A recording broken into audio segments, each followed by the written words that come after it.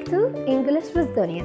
في الفيديو ده هنتعلم أهم الجمل اللي هتقدر تستخدمها وانت في السوبر ماركت بأسلوب بسيط وعملي ونطق واضح جدا. خلي الإنجليش أسلوب حياة وجزء من يومك. يلا بينا. Are you ready? Let's go. أول حاجة محتاجين نعرف إن السوبر ماركت اسمه سوبر ماركت. أوكي؟ تمام جدا. لازم نعمل هنا صوت الإر ساوند بخلاف حرف الراء بالعربي. فهنقول سوبر ماركت. أوكي؟ تمام.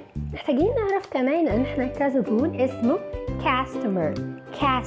اوكي؟ والعامل هنا اسمه worker وتحديدا هنا اسمه سوبر ماركت worker. اوكي؟ خلاص دخلنا السوبر ماركت فاكيد هنبدأ نطلب المساعدة. فهنقول excuse me can you help me لو سمحت ممكن تساعدني. طريقة مؤدبة لبدء اي سؤال فاحنا بنقول excuse me وبعد كده بقول السؤال اللي انا بطلبه.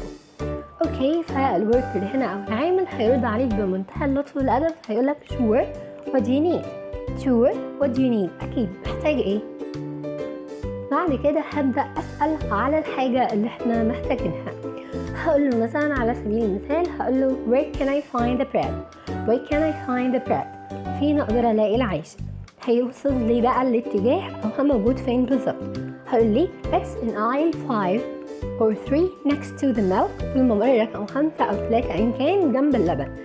محتاجين نعرف بس كلمة aisle، خلي بالك الاس هنا silent علشان كده مش بنقرأها. تمام؟ ومعناها ممر. next to معناها بجانب أو جنب. أوكي، بعد كده ممكن أسأله على حاجة تانية برضو احنا محتاجينها أو بندور عنها. فهقول له thank you. أوكي، بعد كده and do you have any apples today؟ شكرا، عندكم تفاح النهارده. محتاجين نعرف كلمة apples النطق بتاعها apples، لازم يكون في هوا صوت الباك ساوند لأنها خلاف حرف البي تماما. أوكي؟ تمام، يعني في فرق ما بين P for pop و B for apple. أوكي؟ or pear. في برضو صيغة مفيدة عشان أسأل عن توفر أي منتج فإحنا بنقول do you have any plus الحاجة اللي أنا بدور عنها. اوكي، الوركر هيرد عليك برضه يقولك yes fresh apples are in the fruit section. ايوه التفاح الطازه موجود في قسم الفاكهه.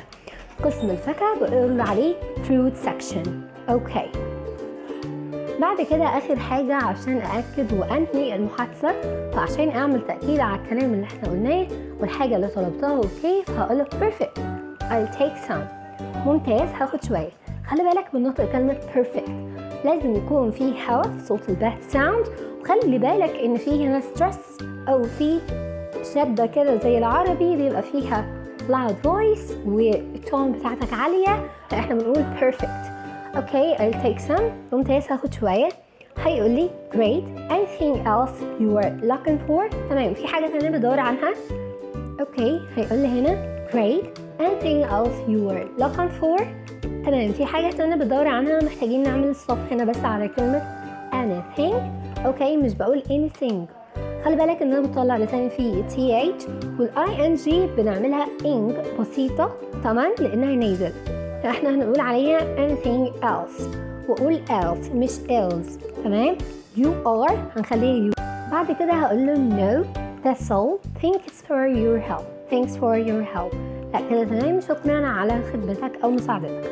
خلي بالك ان انا بقول لما اجي انهي او اقول هو ده كل اللي انا محتاجه فاقول that's all. خلي بالك ان انا بقول that's مش that is. اوكي، that's طلع لسانك في th.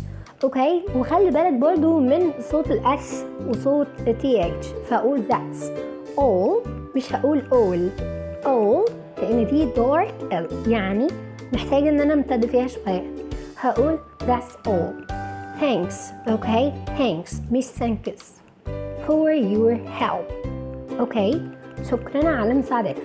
فطبعا هنفنش فهقول you're welcome have a nice day. العفو، يومك سعيد. خلي بالك ان انا بقول you're بدل ما اقول you are يعني. سهل، جرب الجمل دي في اول زيارة لمواقف يومية اكتر. ما تنساش تعمل لايك وسبسكرايب. That's all about it and see you later. Bye.